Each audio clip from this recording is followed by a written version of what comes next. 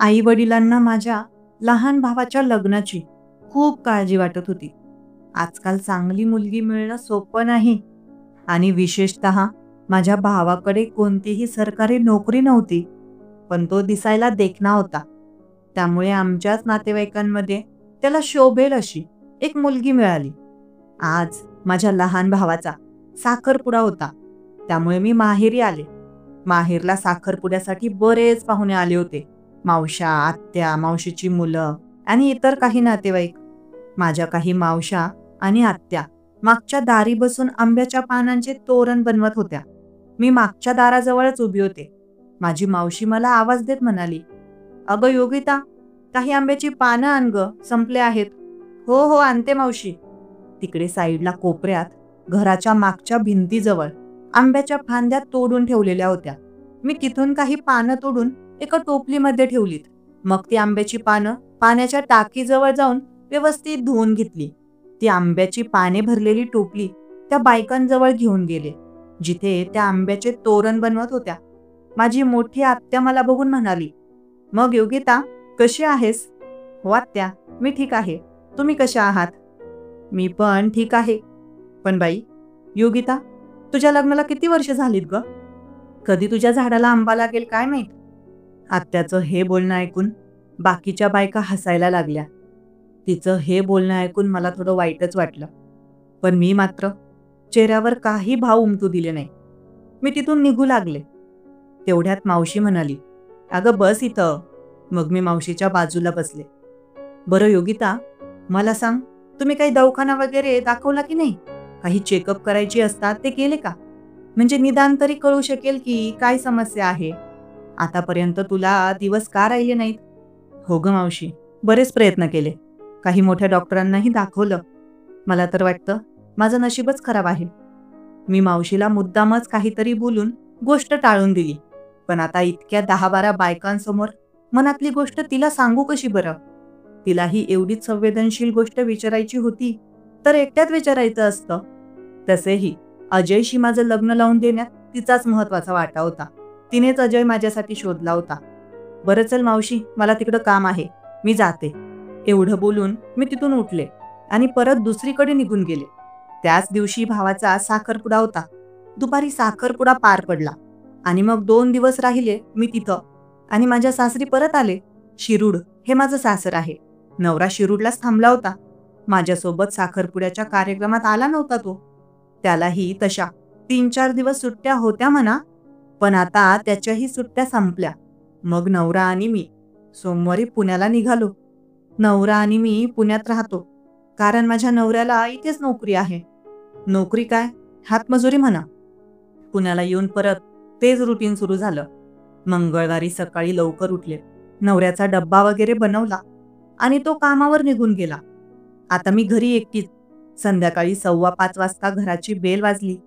हो, नवराच होता, पण सोबतीला विलासलाही घेऊन आला. विलास माझ्या नवऱ्याचा मित्र, खूप खास मित्र. मी तर म्हणेन बायकोपेक्षा देखील त्याला विलासवर जास्त प्रेम होतं, असं वाटायचं मला कधी कधी. जसा मी दरवाजा उघडला, समोर नवऱ्यासोबत विलासला पाहिलं. मी पंजाबी सूट घातलेला होता. नवऱ्यासोबत विलासला बघताच लगेच मी वळले आणि बेडरूममध्ये जाऊन ओढणी घेतली आणि खांद्यावर टाकली. "अगं योगिता, चहा कर." नवरा म्हणाला, "हो हो, ठेवते लगेच." मी किचनमध्ये गेले आणि चहा बनवायला लागले. माझा नवरा आणि विलास दोघं बसले पुढच्या रूममध्ये. टीव्ही सुरू करून दिला, बातम्या लावून दिल्या टीव्हीमध्ये. इकडे माझा चहा झाला. 2 कपांमध्ये चहा ओतला आणि चहा घेऊन गेले नवऱ्यासाठी व विलाससाठी. आधी चहाचा कप विलासला दिला आणि दुसरा कप नवऱ्याला दिला. टीव्हीमध्ये लाडक्या बहीण योजनेबद्दल बातम्या दिल्या जात होत्या. मागच्या काही महिन्यांपासून महिलांना ₹1,500 महाराष्ट्र सरकारकडून दिले जात आहेत. त्याबद्दलच बातम्यांमध्ये चर्चा सुरू होती. विलास भाऊजी टीव्ही पाहत होते. त्यांनी त्यांची मान माझ्याकडे वळवली आणि म्हणाले, "मग बहिणी, तुमचे ₹1,500 आले की नाही? तुमच्या लाडक्या भावाने पाठवली असतील ते." थोडे मस्करी करतच म्हणाले ते. "होय होय, आले. कालच मेसेज आला मला." "मग मज्जा आहे राव तुमच्या लाडक्या बहिणींची." ते हसतच म्हणाले. मी लाजेनं मान खाली घातली. त्यांच्या हातातले चहाचे कप घेतले आणि परत किचनमध्ये गेले. आता स्वयंपाकात काय बनवू हा विचार डोक्यात चालला होता. तेवढ्यात नवऱ्याने तिकडून आवाज दिला, ए योगिता, ऐक. मी उत्तरले, हो बोला ना. अगं, मी विलासच्या घरी जात आहे. हो ठीक आहे, लवकर या, स्वयंपाक बनवून ठेवते. त्यावर तो म्हणाला, अगं नको नको, मी तिकडेच जेवणार आहे आणि रात्री उशिरा येऊ शकतो. आम्हाला थोडं काम आहे. आता काय काम आहे हे तर मी विचारू शकत नव्हते, पण तरी देखील किचनमधून त्यांच्याकडे आले व म्हणाले, काय काम आहे तुमचं? माझा नवरा थोडा रागातच बोलला, आता तुला काय सांगू आमचं काम. मी त्याला काही प्रत्युत्तर न देता फक्त बरं ठीक आहे एवढंच बोलले आणि परत किचनमध्ये निघून आले. नवरा आणि त्यांचा मित्र विलास दोघे निघून गेले. आता स्वतःसाठी काय स्वयंपाक बनवू हा डोक्यात विचार चालला होता. पण शेवटी थोडे पोहे बनवले. 8-8:30 वाजता टीव्ही बघत बघत पोहे खाल्ले. भांडी थोडीशीच होती, ती आवरून ठेवून दिली आणि झोपायला गेले. झोप येत नव्हती, डोक्यात बरेच काही विचार चालले होते. तेव्हा अचानक आत्याने बोललेले शब्द कानावर पडले. आत्या म्हणाली होती, तुझ्या झाडाला कधी आंबा लागतोय, म्हणजे मला कधी दिवस राहतील असं. पण दिवस राहणार तरी कसे? लग्नाला एवढी वर्ष झाली तरी देखील नवऱ्याला मूल झालं नाहीये या गोष्टीची काही काळजी नव्हती. किती किती दिवस तो माझ्या जवळ येत नाही. आता 2 दिवस झालेत गावाहून आले, तर नवरा आणि बायकोने सोबत वेळ घालवायला हवा ना. पण तरी देखील संध्याकाळी मित्रासोबत विलास सोबत निघून गेला तो. दुसऱ्या दिवशी सकाळी 7 वाजता माझी जाग आली. उठून बाथरूममध्ये गेले. नवरा रात्रभर आला नव्हता, तिकडेच थांबला होता. मला थोडा राग आला, पण करणार काय. नवऱ्याला फोन लावायला गेले, पण माझ्या मोबाईलमध्ये बॅलन्स नव्हता. कालच नवऱ्याला सांगितलं होतं की मला रिचार्ज करून द्या, पण त्याने म्हटलं की त्याच्याकडे पैसे नाहीत, पगार आल्यावर करतो. दिवसभर नवऱ्याची वाट पाहिली. संध्याकाळपर्यंत तो आला नाही. मला वाटलं संध्याकाळ तरी घरी येईल, पण संध्याकाळी देखील आला नाही. चक्क नवरा 2 दिवसांनी परत घरी आला. मी त्याला विचारलं, अहो 2 दिवस कुठे होता? कामात होतो मी. असं काय काम करता तुम्ही? पैसे मिळतात का तुम्हाला काम करण्याबद्दल? हो मग, काय फुकट करेल का मी? तुम्हाला म्हटलं माझ्या मोबाईलमध्ये रिचार्ज करून द्या, तर त्यासाठी पैसे नाही तुमच्याकडे. योगिता, तू आता डोकं नको आउट करू माझं. तुला काहीतरी सांगायचं आहे. आता काय सांगायचं आहे? मी विचारलं. माहेरी गेले होते मी. तुम्ही तर आला नाहीत भावाच्या साखरपुड्यामध्ये. पण तिथं मला विचारत होते, तुला दिवस कधी राहतील? मूल बाळ नाही झालं अजून. विचारतात लोक. काय उत्तर द्यायचं मी? तुम्ही तर कोणाला तोंडच दाखवत नाही. त्यामुळे तुम्हाला तर काही टेन्शनच नाही. अगं, आपण करतो ना प्रयत्न मुलासाठी. कसा प्रयत्न करतो आपण? तुम्ही जाता मित्रांसोबत आणि मी एकटी घरी राहते. असं राहून मुलं होणार आहे का? हे बघ, आता फालतूचं बोलू नको. मी खूप महत्वाचं बोलायला आलोय तुझ्याशी. आलोय म्हणजे? तुम्ही काय पाहुणे आलाय का या घरी? तुमचं घर आहे हे. तुमचा पाय घरात राहत नाही. घरात किराणा संपला आहे. पोहे करून खाल्ले मी काल. काल काय, 2 दिवस पोह्यांवरच राहते. गहू देखील संपले आहेत घरात. तुम्हाला त्याची तर काही पर्वाच नाही. हो, त्याचा जुगाड करतोय आणि एकदम ढासू जुगाड करून आणला आहे. लाखो रुपये मिळणार आहेत आपल्याला आता. काय? कोणती लॉटरी लागली आता तुम्हाला? लाखो रुपये मिळायला काही जुगार वगैरे तर नाही खेळायला सुरुवात केली ना? अगं नाही, जुगार नाही, पण कामच आहे की. त्यात तुला महत्वाची भूमिका पार पाडायची आहे. मला? मला काय काम करायचं आहे? तुला सांगतो, आधी शांत हो. तू इथं बस. नवऱ्याने मला खुर्चीवर बसायला लावलं आणि तो माझ्या समोरच्या खुर्चीवर बसला. हे बघ योगिता, काही दिवसांची गोष्ट आहे फक्त. तुला काही दिवस एक नाटक करायचं आहे. काय नाटक करायचं आहे मला? अगं, एक मोठी रईस फॅमिली आहे. म्हणजे खूप मोठा श्रीमंत मुलगा आहे. त्याची आई आजारी आहे. तिला कॅन्सर आहे. तिचा मुलगा श्रीरंग गोखले एकुलता एक मुलगा आहे तिचा. करोडची प्रॉपर्टी आहे त्यांची, पण तिला कॅन्सर झाला आहे. तर तिचं असं म्हणणं आहे की तिच्या मुलाने, श्रीरंग गोखलेने लवकरात लवकर लग्न करावं. पण सध्या त्या मुलाचा लग्न करायचा काही विचार नाहीये आणि त्याच्या आईची किमोथेरपी करायची आहे. पण त्या बाईचं म्हणणं असं आहे की जेव्हा तिचा मुलगा लग्न करेल तेव्हा ती किमोथेरपी करायला तयार होणार आहे. हो मग, मी काय करणार त्यात? मी काय मुलगी शोधून देऊ का त्या मुलाला लग्नाला? नाही ग, तसं नाही. मग कसं? अगं, त्या मुलाला अजून त्याच्या करिअर करायचं आहे. आता काही मुलाची स्वप्न असतात, स्वतः काहीतरी करून दाखवायचं. बापाचा तर खूप पैसा आहे, पण सध्या त्याला लग्न करायचं नाहीये. त्यामुळे त्याला एक सुंदर आणि देखणी मुलगी हवी आहे, जी त्याच्यासोबत लग्न करण्याचं नाटक करेल काही दिवसांसाठी किंवा काही महिन्यांसाठी. कारण श्रीरंग गोखलेच्या आईच्या डोक्यात एकच गोष्ट आहे, जोपर्यंत तो लग्न करणार नाही, ती किमोथेरपी घेणार नाही. आणि तिला कॅन्सर एवढा जीव घेणार आहे, जर वेळेवर तिची ट्रीटमेंट झाली नाही, तर हा आजार जीव देखील घेतो. एवढा भयानक आजार आहे तो. हो, ते सर्व ठीक आहे, पण मी काय करू त्यात? योगिता, माझं असं म्हणणं आहे, की हे खोटं-खोटं लग्नाचं नाटक तू कर. हे नाटक जर तू केलं, तर आपल्याला 22 लाख रुपये मिळतील. नवऱ्याच्या तोंडून 22 लाख रुपये ऐकून मी तर थक्क झाले. 22 लाख रुपये? आणि कशाला देईल कोणी 22 लाख रुपये अशासाठी? अगं हो, तो मुलगा देणार आहे. अरे योगिता, हे श्रीमंत लोक असतात. यांना लाखो आणि करोडो रुपये काहीच लागत नाही. पण मग असं करण्यापेक्षा त्या मुलाला एखादी चांगली मुलगी शोधून लग्नच का नाही करत? त्याला सध्या लग्न करायचं नाही, ही त्याची मर्जी आहे. त्याला फक्त खोट्या लग्नासाठी एक साधी राहणीमान असलेली गावखेड्यातील मुलगी हवी आहे. पुण्यात अशा अभिनय करणाऱ्या मुली मिळतील, पण त्याला तशा मुली नको आहेत. हे बघा, मी असे फालतू नाटक करणार नाही. मी तुम्हाला बायको म्हणून चालत नाही का? म्हणून तुम्ही मला असं फालतू नाटक करायला लावत आहात का? अगं योगिता, ऐक. 22 लाख रुपये मिळतील म्हणजे पैशासाठी काहीही करायचं का? काहीही थोडं करायला लावत आहात मला. अगं समज, तू एखादी अभिनेत्री असतीस, एखाद्या सिनेमात किंवा मालिकेत काम केलं असतंस, तर असे रोल केलेच असतेस ना? असं समज की तू एखाद्या सिनेमामध्ये किंवा मालिकेमध्ये काम करत आहेस. तसंच आहे हे. तसंच तुला सांगितलं होतं ना एकदा, की तुला नटी बनायची इच्छा होती. मग आता एवढी छान संधी आली आहे, तर संधीचं सोनं कर. एवढे पैसे आपण 5 वर्षात देखील कमावणार नाही. हे बघा, मला असं फालतू नाटक नाही करायचं. तुम्हाला जर माझ्यासोबत राहणं पटत नसेल, तर मला सोडून द्या. कुठेतरी अनाथ आश्रमात राहीन मी. काय बोलतेस तू? मूर्ख आहेस का? तुला अक्कल नाही का?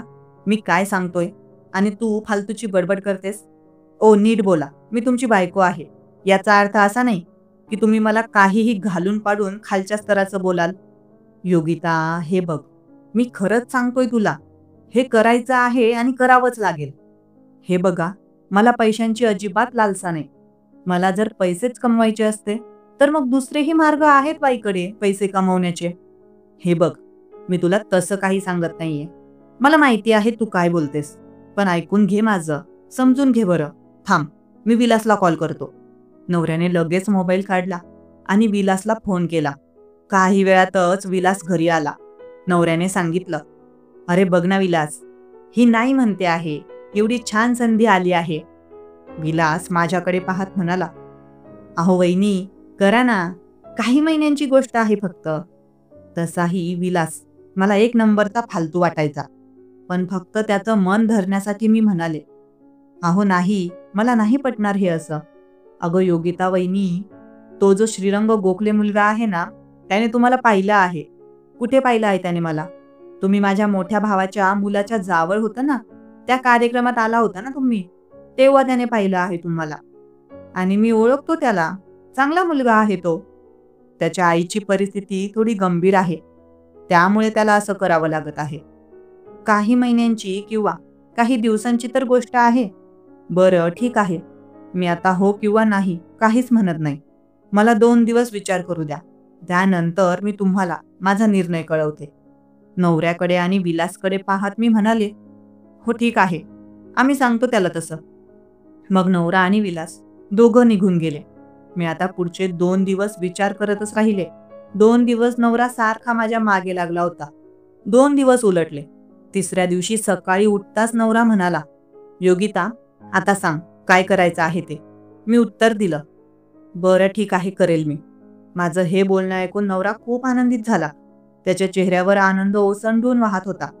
बरं ठीक आहे, मी त्या मुलाला इथे बोलावतो, चालेल ना? मी फक्त मान हलवून होकार दिला. नवऱ्याने लगेच विलासला फोन केला आणि एका तासाभरात विलास आमच्या घरी पोहोचला. बेल वाजली. मी दरवाजा उघडला. विलास आणि त्याच्यासोबत एक उंच देख ना मुलगा दिसला. मी घरात आले. तेही दोघं आत आले. नवऱ्याने दोघांना बसायला सांगितलं. मी किचनमध्ये गेले. नवरा माझ्या मागे आला आणि म्हणाला, योगिता, हाच तो श्रीरंग गोखले. तू मस्तपैकी शरबत कर. उन्हाळ्याचे दिवस आहेत, बरं ठीक आहे. मी म्हणाले. मी शरबत बनवलं आणि 3 ग्लास घेऊन हॉलमध्ये आले. तिथे फक्त माझा नवरा आणि तो मुलगा बसलेला दिसला. विलास कुठे दिसला नाही. मी नवऱ्याला विचारलं, विलास भाऊजी कुठे गेले? अरे त्याला काम होतं, तो निघून गेला. नवरा म्हणाला, बरं ठीक आहे. मी म्हणाले. मी दोघांना शरबतचे ग्लास दिले. नवऱ्याने मला तिथेच खुर्चीवर बसायला सांगितलं. मी बसले. तेवढ्यात त्या मुलाला फोन आला. त्याने मोबाईल काढला आणि बोलू लागला. मला थोडं अस्वस्थ वाटत होतं. जरी ते माझं स्वतःचं घर होतं तरी अनोळखी व्यक्तीसमोर बसणं अवघडच होतं. पण कशी तरी हिंमत करून बसले.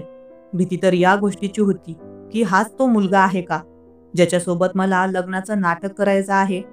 त्यामुळेच मला खूप अस्वस्थ वाटत होतं. त्या मुलाचं फोनवर बोलणं झालं. त्याने फोन खिशात ठेवला, सिगारेट काढली, लायटरने पेटवली आणि सिगारेट ओढू लागला. मला सिगारेटचा वास सहन होत नाही. मी नवऱ्याकडे तिरक्या नजरेने पाहिलं, पण नवरा माझ्याकडे बघायलाही तयार नव्हता. जणू त्याला त्याचा देव मिळाला आहे अशा पद्धतीने तो त्या मुलाकडे बघत होता.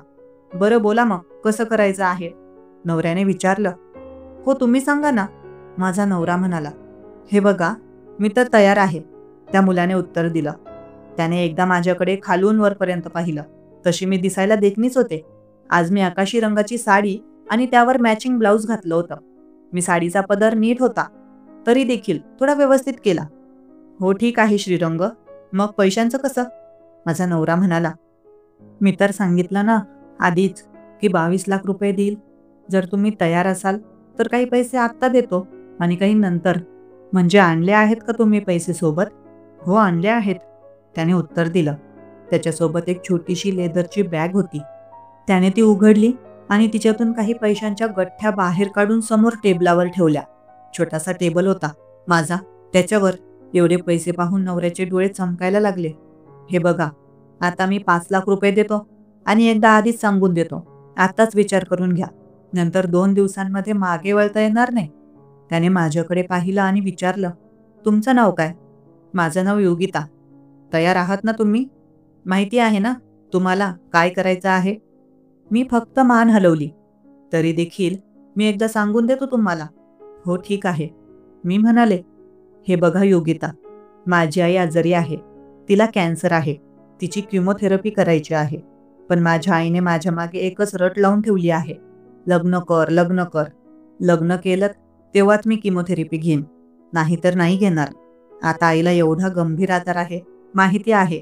तिचा हट्ट बावळटपणाचा आहे, पण तरी देखील ती खूप जिद्दी आहे.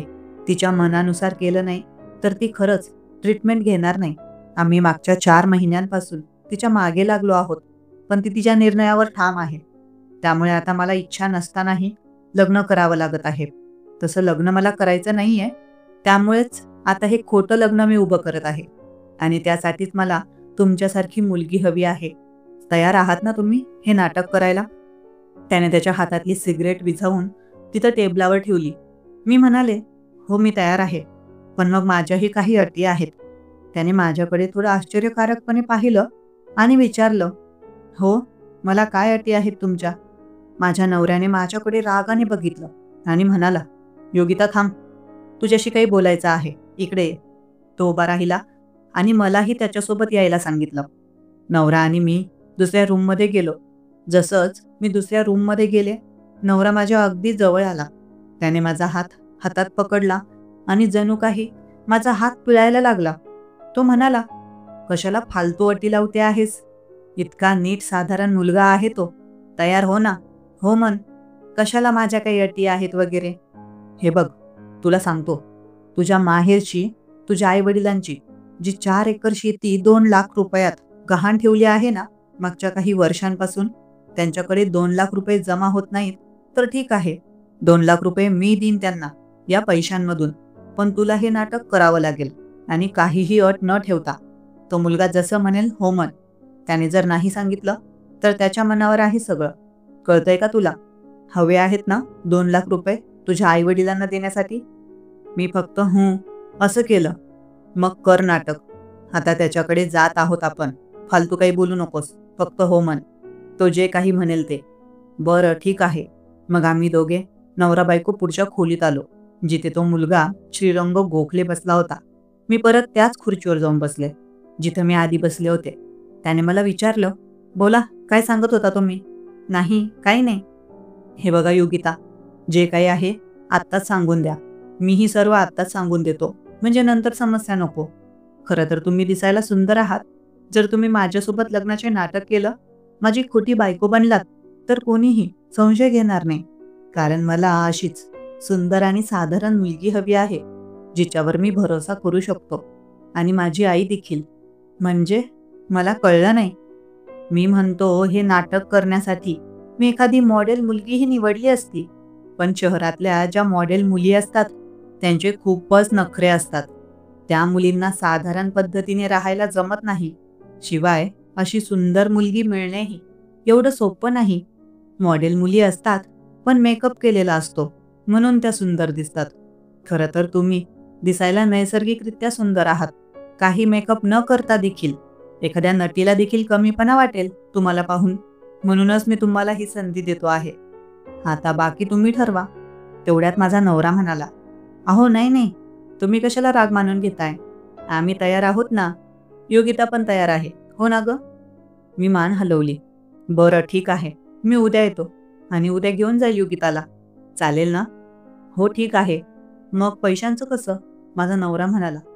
हो, उद्या जेव्हा घेऊन जाईल योगिताला माझ्यासोबत, तेव्हाच तुम्हाला 5 लाख रुपये देईन आणि बाकीचे पैसे नंतर. ठीक आहे. एवढं बोलून तो मुलगा उठून घराच्या बाहेर निघून गेला. माझा नवरा तर एवढा खुश झाला होता की आनंदाच्या भरात नाचायलाच लागला. पण इकडे माझा जीव कासावीस झाला होता. आता एका नवीन घरात जाऊन त्या मुलाची खोटी बायको बनवून काय होईल, कसं होईल, नको ते विचार मनात येऊ लागले. पण नवऱ्याला काय बोलणार? त्याला तर फक्त पैसे दिसत होते. बरं योगिता, मी येतो बाहेरून विलासला भेटून. नवरा म्हणाला, हो ठीक आहे. विलास तुमची बायको आहे, मी नाही. मी रागातच बोलले, पण त्याने काही उत्तर दिलं नाही. तेवढ्यातच दरवाजा वाजला. आता कोण आलं असावं, असा विचार मी केला. दरवाजा उघडला. समोर पाहिलं तर नवऱ्याचा मित्र विलास होता. तो घरात आला आणि विचारू लागला, काय झालं मग? हो, सगळं सेट झालं.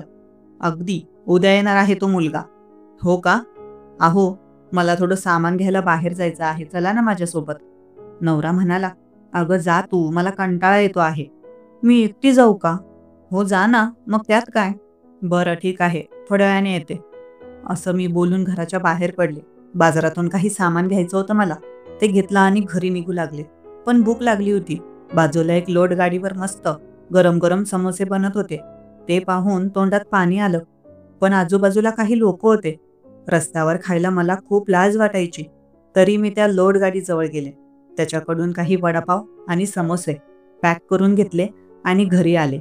घरी आल्यावर लगेच खायचं असं रस्त्यातच ठरवून टाकलं.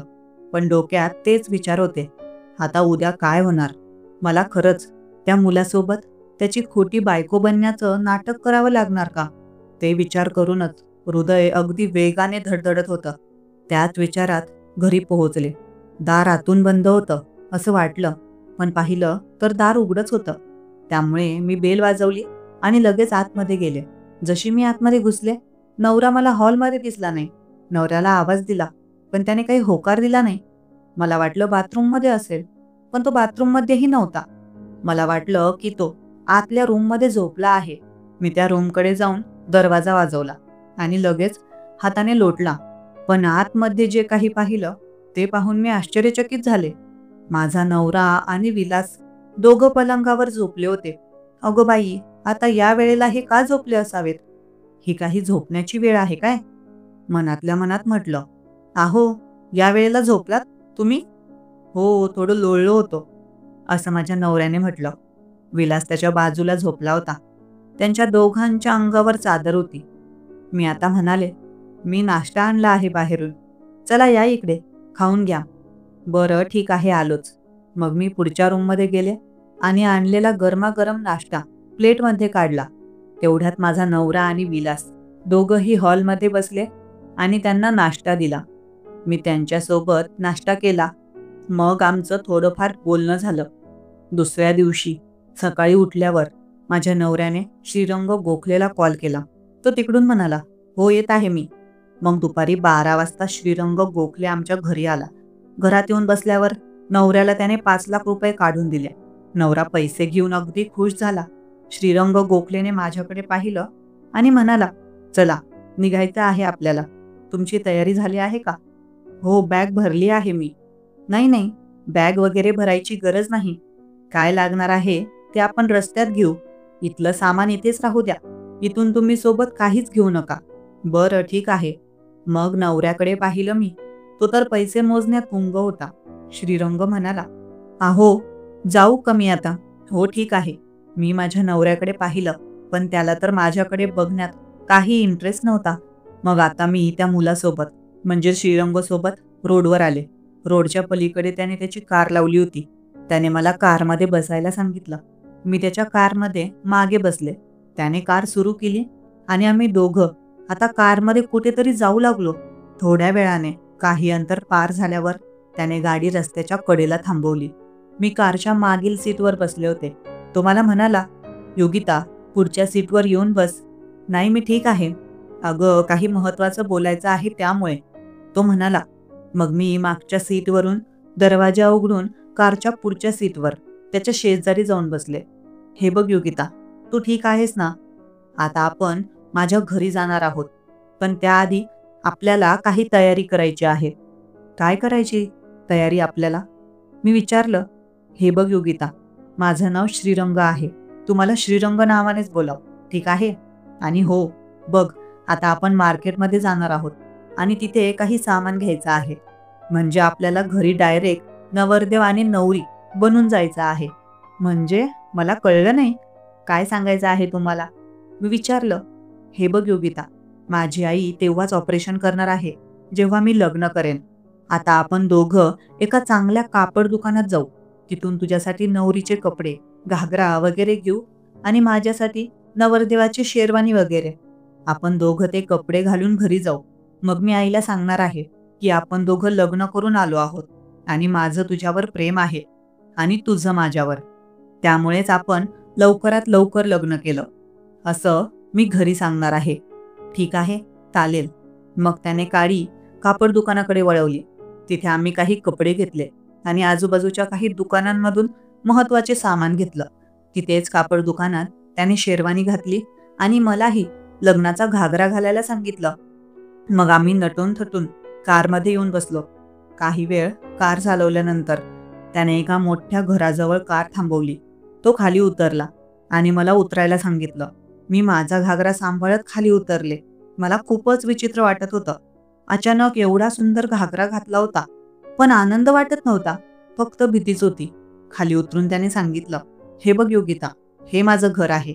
मी त्या घराकडे पाहिलं. आम्ही रस्त्यावर उभे होतो. घर नव्हतं ते, मोठा महाल होता असं समजा. एवढं मोठं गेट आणि गेटाच्या पलीकडे भव्य असा मोठा बंगला होता. आम्ही दोघं गेट जवळ गेलो. गेट उघडलं. आतमध्ये गेल्यावर आजूबाजूला सुंदर फुलझाडं होती. मोठं गार्डन होतं आणि लांबवर तो महाल दिसत होता. अशा प्रकारचं घर मी फक्त टीव्हीमध्ये पाहिलं होतं. आम्ही काही पावलं पुढे गेलो. तेवढ्यात काही नोकर आमच्या जवळ आले आणि श्रीरंगाला नमस्कार करू लागले. माझ्याकडेही दोन्ही हात जोडून नमस्कार करू लागले. मला कळत नव्हतं की ते मला का नमस्कार करत आहेत, पण मी त्यांच्याकडे पाहण्याचं टाळलं. श्रीरंगने एका नोकराला सांगितले, "माझ्या कारमध्ये बॅग ठेवलेली आहे, ती घेऊन ये." नोकर म्हणाला, "ठीक आहे सर," आणि लगेच निघून गेला. आता श्रीरंग आणि मी घराच्या मुख्य दरवाजाजवळ गेलो. दरवाजा एवढा मोठा होता, लाकडी दरवाजा. अत्यंत सुंदर अशी नक्षी त्याच्यावर काढलेली होती. त्याने दरवाजा उघडला. आम्ही दोघे आतमध्ये गेलो. खूप मोठं भव्य असं घर होतं ते. आत मोठमोठे सोफे होते. आजूबाजूला सुंदर सुंदर सुशोभित करण्यासाठी वस्तू ठेवल्या होत्या. एक बाई तिथे फरची पुसत होती. आम्ही दोघे आतमध्ये गेलो. लगेच एक बाई आली तिथे. श्रीरंगने तिच्याकडे बघितले आणि सांगितले, "आमच्या दोघांसाठी शरबत घेऊन या." मग ती बाई लगेच दुसरीकडे निघून गेली आणि काही वेळातच तिने 2 ग्लास शरबत आणले. एक ग्लास श्रीरंगला दिला आणि दुसरा मला दिला. श्रीरंगने मला तिथे सोफ्यावर बसायला सांगितले. मी सोफ्यावर बसले. अगदी नरमच सोफा होता. श्रीरंगने सरबत प्यायला सुरुवात केली. तो मला म्हणाला, योगिता, तू पण सरबत पिऊन घे. मी आता सरबत संपवले. घसा आधीच कोरडा पडला होता. थंडगार सरबत मिळाले. त्यामुळे खूप बरे वाटले. पण आता पुढे काय होणार या विचाराने छाती धडधडायला लागली होती. श्रीरंग म्हणाला, योगिता, अगदी शांत रहा. ठीक आहे, 10 मिनिटे बस. मग आपण आईकडे जाणार आहोत. 10-15 मिनिटे आम्ही बसलो. त्यानंतर श्रीरंग म्हणाला, चल आता. मग मी सोफ्यावरून उठले आणि श्रीरंग सोबत जाऊ लागले. जिना चढून वर जाऊ लागलो. मी त्याच्या मागे होते.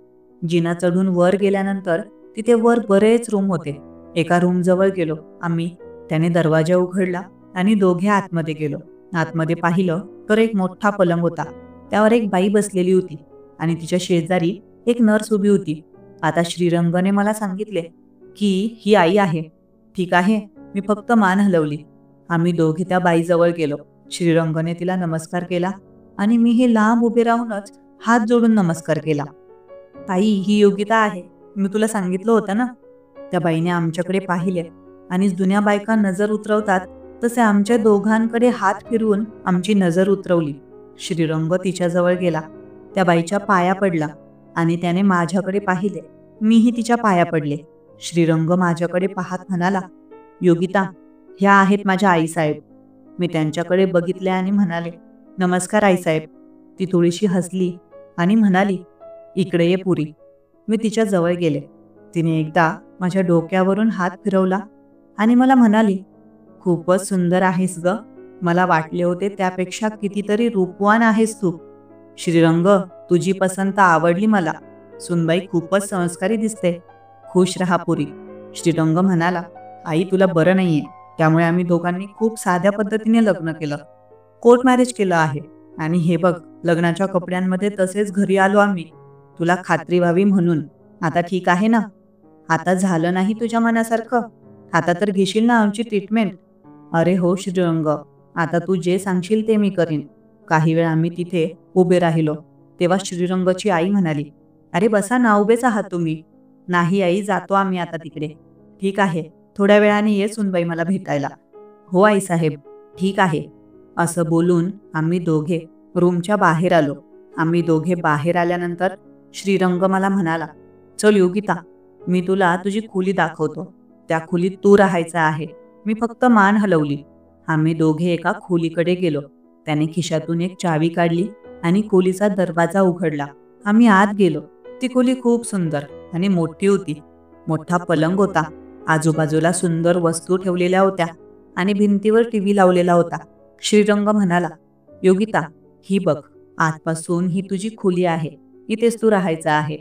तो पुढे म्हणाला, तुझ्याकडे मोबाईल आहे ना? होय, आहे. त्याने म्हटलं, बरं हा घे माझा नंबर. तुझा नंबर सांग मला. मी त्याला माझा मोबाईल नंबर सांगितला. त्याने लगेच माझ्या मोबाईलवर एक मिस कॉल दिला. तो म्हणाला, हे बघ, मी जातो आहे आता तिकडे. तुला काहीही हवं असेल तर मला सांग, ठीक आहे? मी म्हणाले, हो चालेल. मग तो खोलीतून निघून गेला. काही वेळ मी उभी राहिले. आजूबाजूला बघत होते. खोली खूप सुंदर होती. पलंगावर बसले. तेवढ्यातच श्रीरंगचा कॉल आला. त्याचा नंबर मी आधी सेव्ह करून ठेवला होता. तो म्हणाला, योगिता, इकडे बरं, आईला तुला भेटायचं आहे. काय सांगायचं आहे त्यांना आता सांगून दे, नाहीतर नंतर माझी फजिती होईल. मी म्हणाले, काही नाही, तू फक्त बाकी बघ, मी सांभाळून घेईन. मी खोलीच्या बाहेर निघाले. श्रीरंग समोरच उभा दिसला. त्याने मला इशारा केला. मी त्याच्याकडे गेले आणि आम्ही दोघं खाली हॉलमध्ये गेलो. तिथे त्याची आई बसलेली होती. तिच्या शेजारी ती नर्स देखील बसलेली होती, गणवेशात. आई म्हणाली, काय झालं अगं योगिता? आईला ट्रीटमेंटसाठी न्यायचं आहे. उशीर अजिबात करायचा नाहीये. ती म्हणाली की एकदा मला माझ्या सुनबाईला बघायचं आहे, म्हणून तुला बोलावलं. मला थोडी भीती वाटायला लागली. पण श्रीरंग तसा मला थोडा जळकुटा वाटत होता. तो सगळं सांभाळून घेईल याची मला खात्री पटली. आम्ही दोघे खाली गेलो. मी श्रीरंगाच्या बाजूला बसले होते. तिथून काही अंतरावरच उभी होते. तेव्हा ती मला म्हणाली, सुनबाई, इकडे जरा. मी तिच्याजवळ गेले, बसले. तिने मला तिच्या शेजारी सोफ्यावर बसायला सांगितलं. मी बसले, पण माझे हातपाय थरथरत होते. कसं तरी मी स्वतःवर नियंत्रण ठेवलं होतं. सुनबाई, मी आता ट्रीटमेंटसाठी जाते आहे. घराची काळजी घे, ठीक आहे? हो आईसाहेब, मी काळजी घेईन. तुम्ही तणाव घेऊ नका. अगं पोरी, आईसाहेब नाही, फक्त आई म्हणायचं मला. मी तुझी आई आहे, कळलं का? हो, बरं ठीक आहे आई. चल आता. आई. मग श्रीरंगने आणि त्या नर्सने आईला उठवलं आणि त्यांना घेऊन ते घराच्या बाहेर गेले. मी पण उठून उभी राहिले आणि हळूहळू चालत त्यांच्या मागे गेले. ते सर्वजण घराच्या बाहेर निघून कार जवळ गेले. कार गेटच्या आत उभी होती. श्रीरंगने त्याच्या आईला कारमध्ये बसवलं आणि ड्रायव्हरला सांगितलं, तू गेटच्या बाहेर जा, मी आलोच. ड्रायव्हरने गाडी सुरू करून गेटच्या बाहेर नेली. श्रीरंग माझ्याकडे आला आणि त्याने बाजूला उभी असलेल्या एका बाईला आवाज दिला, गीता इकडे. ती लगेच आमच्याकडे चालत आली. श्रीरंगने तिला सांगितलं, गीता हे बघ, ही योगिता आहे.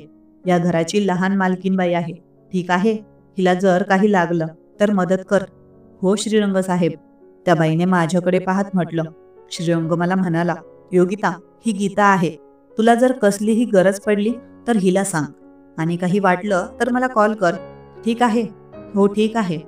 मग श्रीरंग एवढं बोलून निघून गेला. गीता म्हणाली, चला मॅडम, मी तुम्हाला जेवण देते. अगं नाही, मला भूक नाही अजून. पण खरं तर मला भूक लागलेली होती, पण काही खायची इच्छा नव्हती. मी आता तिथे सोफ्यावर जाऊन बसले.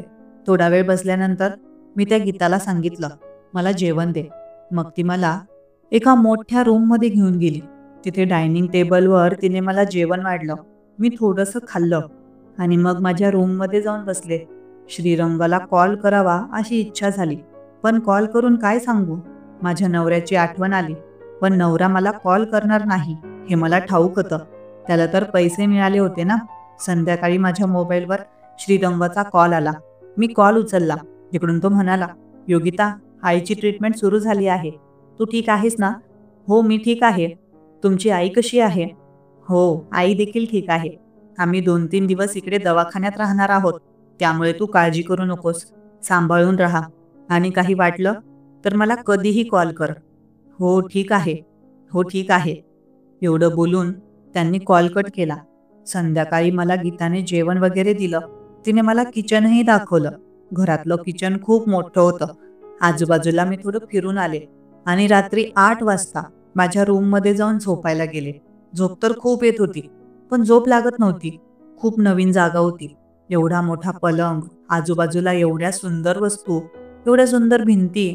तर मी आज पहिल्यांदाच हे सगळं पाहत होते. रात्री खूप उशिरापर्यंत मला झोप आली नव्हती.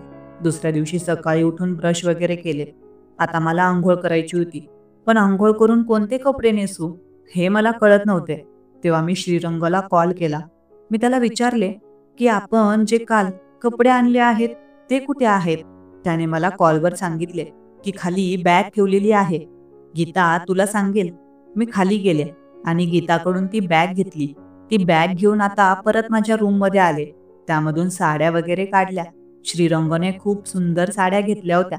बाथरूममध्ये गेले आणि अंघोळ करून एक सुंदर साडी नेसली आणि बाहेर आले. खाली गेले, पण मला भीती वाटत होती. आजूबाजूला बरेच नोकर होते. मला कोणी काही विचारणार तर नाही ना, कोणी ओळखणार तर नाही ना. त्यामुळे जास्त काही इकडे तिकडे न फिरता मी माझ्या रूममध्ये निघून आले. टीव्ही चालू करून मस्तपैकी टीव्ही पाहत बसले. आता पुढचे 2-3 दिवस असेच निघून गेले. माझे तेच रुटीन, खायचे आणि रूममध्ये येऊन आराम करायचा. मला तर स्वर्ग मिळाला आहे असं वाटत होतं. आजूबाजूला सगळं काही स्वर्गासारखं वातावरण होतं, पण मनात नेहमी भीती असायची.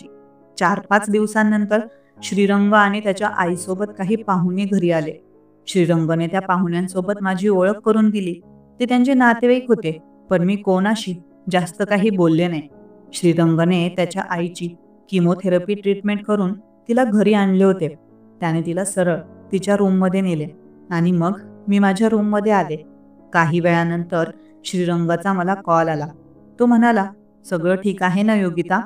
हो सगळं ठीक आहे. काही वेळानंतर श्रीरंग माझ्या रूममध्ये आला. त्याला पाहून मी थोडी दचकले. तेव्हा तो म्हणाला, योगिता थँक्यू. बघ, आईने किमोथेरपी ट्रीटमेंट घेतली. आम्ही किती महिन्यांपासून तिच्या मागे लागलो होतो, पण ती ऐकतच नव्हती. जसं तिने बघितलं की मी लग्न केलं आहे, लगेच तयार झाली. हो ना, कमालच आहे तुमच्या आईची. मग पुढचे काही दिवस असेच निघून गेले. मी हळूहळू तिथे सेटल होत होते. म्हणजे मला तिथे राहायला आता एवढं अवघड वाटत नव्हतं, कारण आजूबाजूला जे नोकर होते सगळे माझी मदत करायचे आणि कोणीच मला काही विचारत नव्हते. फक्त श्रीरंगाच्या आईची तेवढी भीती वाटायची. श्रीरंग देखील तसा चांगला वाटला, पण अधूनमधून जेव्हा माझ्याकडे यायचा तेव्हा सिगारेट पित असायचा. मला सिगारेटचा वास अजिबात सहन होत नसे, पण तरी देखील मी त्याला काही बोलू शकत नव्हते, कारण ते त्याचंच घर होतं ना. श्रीरंगाच्या आईला ट्रीटमेंट करून घरी आल्यानंतर 10-12 दिवस झाले होते. ती व्यवस्थित बोलायलाही लागली होती. एकदा तिने मला बोलावलं. गीता आली होती मला बोलवायला. मला भीती वाटली. मी लगेच श्रीरंगला कॉल केला, की आईने मला बोलावलं आहे. तेव्हा तो म्हणाला, "घाबरू नकोस, आरामात जा. ती काही विचारणार नाही तुला. फक्त जा तू." मी श्रीरंगाच्या आईजवळ गेले. जाताना तिच्या पाया पडले आणि विचारलं, "कशा आहात आई तुम्ही?" "मी ठीक आहे. तू कशी आहेस योगिता?" "मी देखील ठीक आहे." "योगिता, तुला काही त्रास तर नाही ना? सगळं व्यवस्थित आहे ना? तुला काही हवं असेल तर मला सांग बरं का. तू या घराची सुनबाई आहेस. कळलं का? एकदम थाटामाटात राहायचं. आणि तुझ्या साड्या देखील साध्या आहेत." "श्रीरंगने चांगल्या साड्या नाही आणल्या का तुला?" "हो, आणल्या आहेत." "मग?" "मला अशा साध्या साड्या आवडतात, म्हणून मी साधी साडी नेसली आहे." मी म्हणाले, "बाई, माझी सून खूप गुणाची." असं म्हणत तिने माझ्या डोक्यावरून हात फिरवला. काही वेळ मी तिच्याशी बोलले आणि मग माझ्या रूमकडे निघून आले. एकदा माझ्या नवऱ्याचा कॉल आला. तो मला म्हणाला, "कशी आहेस तू?" मी उत्तर दिलं, "मी ठीक आहे." त्यानंतर त्याने विचारलं, "बरं, ते बाकीचे पैसे श्रीरंगने पाठवले नाहीत का?" मी मनात विचार केला, की त्याने पैशांसाठीच कॉल केला आहे, माझी विचारपूस करण्यासाठी नाही. मी त्याला म्हणाले, "तसं काही नाही." लगेचच मी श्रीरंगला सांगितलं, की माझा नवरा पैशांबद्दल बोलत होता. तेव्हा श्रीरंग म्हणाला, "हो ठीक आहे, माझ्या लक्षातच राहिलं नाही." "बरं, तू काम एकदम व्यवस्थित करत आहेस. त्यामुळे आता मी 15 लाख रुपये पूर्ण पैसे तुझ्या नवऱ्याला देऊन टाकतो. परत परत तणाव नको, कारण मी विसरून जातो." श्रीरंगने माझ्या नवऱ्याला कॉल करून सांगितलं, की मी तुमच्या घरी पैसे द्यायला येत आहे. तेव्हा नवरा म्हणाला, "ठीक आहे." श्रीरंगने विचारलं, "योगिताला पण घेऊन येऊ का?" नवरा म्हणाला, "नाही, काही हरकत नाही. तिला नाही आणलं तरी चालेल." मला नवऱ्याचं हे बोलणं ऐकून रागच आला, पण त्याला माझी काही पर्वा नव्हती. हे तर मला आधीच माहिती होतं. आता दिवस असेच पुढे जात होते. एकदा संध्याकाळी 10 वाजले असतील. रात्रीचं जेवण वगैरे झालं. मला झोपायचं होतं. तेवढ्यात माझ्या रूमचा दरवाजा कोणीतरी वाजवला. मला वाटलं की आता श्रीरंग या वेळेला आला असेल. पण मी दरवाजा उघडला आणि समोर पाहिलं तर श्रीरंगची आई उभी होती.